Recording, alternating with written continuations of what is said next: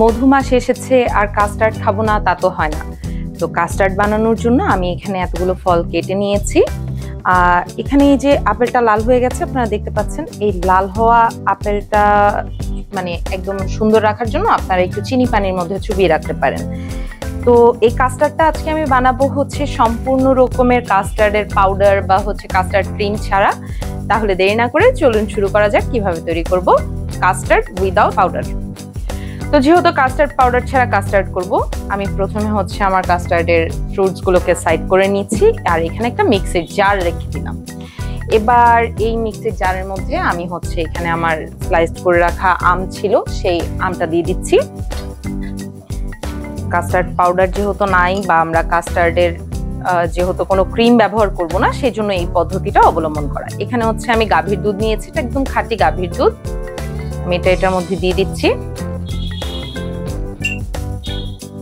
এবার এখান থেকে আমি হচ্ছে এই স্পুনটা দিয়েই 2 টেবিল স্পুনের মতো কনডেন্স মিল্ক দিয়ে দিচ্ছি। যেহেতু এখানে আমি কোনো ধরনের চিনি ব্যবহার করছি না, তো আমি কনডেন্স মিল্কের ক্ষেত্রেও কোনো ধরনের কার্পণ্য করছি না। আমি এখানে স্টারশিপের কনডেন্স মিল্ক ব্যবহার করেছি, আপনারা যে কোনো ব্র্যান্ডেরটাই ইউজ করতে পারেন।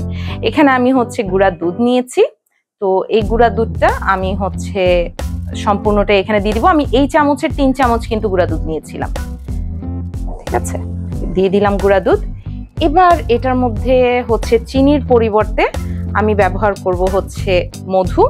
আমি এখানে ডাবরের মধুটা ব্যবহার করছি, আপনারা চাইলে অন্য যে কোনো ধরনের ব্র্যান্ডের মধু ব্যবহার করতে পারেন। আমি মধুটাও হচ্ছে এই চামচের পরিমাণেই দিব, 2 চামচ পরিমাণ মধু দিব।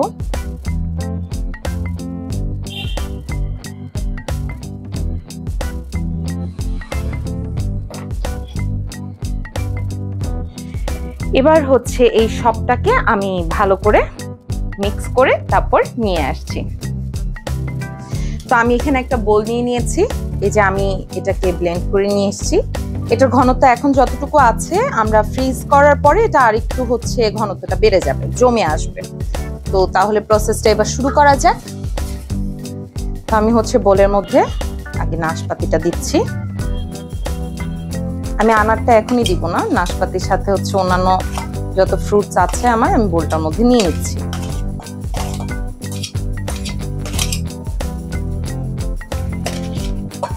আম নিয়েছি, আমি সবুজ আপেল নিয়েছি, লাল আপেলটা নিয়েছি। অন্যান্য কোনো ফ্রুটস যদি আপনাদের মাথায় থেকে থাকে আপনারা ওই ফ্রুটসগুলোও অ্যাড করবেন। হ্যাঁ, আমি কিন্তু কলাও নিয়েছি, বাট কলাটা আমি এত আগে এখানে হচ্ছে দিব না। আর এছাড়া হচ্ছে আমি এই আনারটাকে রেখেছি গার্নিশের জন্য। ওকে, এটা আমি সাইড করে রেখে দিলাম। এবার এই যে এখানে আমার ফ্রুটসগুলো নেওয়া হয়েছে, সুন্দর কালারফুল লাগছে না? এই যে আমি এখানে কলাও নিয়েছি, কলাটাও এটার মধ্যে দিয়ে দিচ্ছি। এবার আমি আমার কাস্টার্ডের জন্য যে ক্রিমটা রেডি করেছি সেটা এটার উপর দিয়ে দিব। পুরোটা ক্রিমে দিয়ে দিচ্ছি আমি এটার মধ্যে।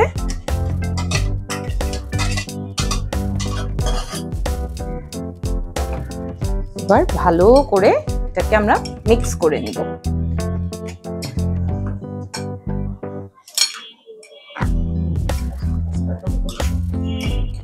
কাস্টার্ডের মতোই কিন্তু লুক চলে আসছে। আগে আমরা যখন হচ্ছে ফ্রুটস খেতে চাইতাম না, বিশেষ করে আমার আম্মু হচ্ছে মানে এভাবেই বাসায় কাস্টার্ডটা করতো। আর আম্মুর কাছে হচ্ছে প্রসেসড ফুডগুলো না একদম পছন্দ না।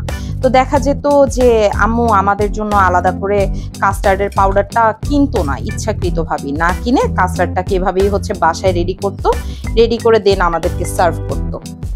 তো আমার এদিকে কিন্তু অলরেডি কাস্টার্ডটা তৈরি হয়ে গেছে, দেখতেই পাচ্ছেন।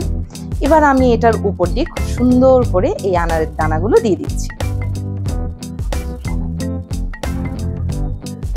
একটুখানি আনার রেখে দিলাম, পুরাটাকে আগে একটু হালকা একটা মিক্স করে নিব।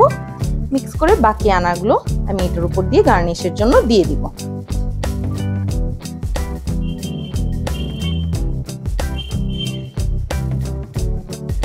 তৈরি হয়ে গেছে আমাদের কাস্টার্ড।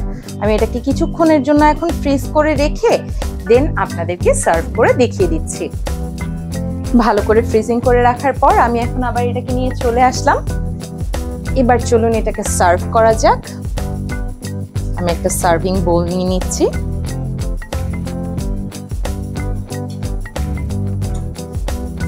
বাহ, কি সুন্দর লাগছে দেখতে, সুন্দর জমেছে কিন্তু। হ্যাঁ, আমরা এটা ফ্রিজ করে রাখার কারণে এটা কিন্তু দেখতে অনেক ভালো লাগছে, আবার এটা একটু ঘনও হয়ে এসেছে।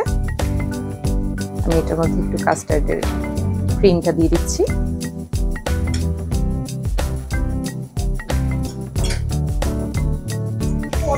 কি সুন্দর হয়েছে দেখতে, আপনারাও বাসায় তৈরি করবেন।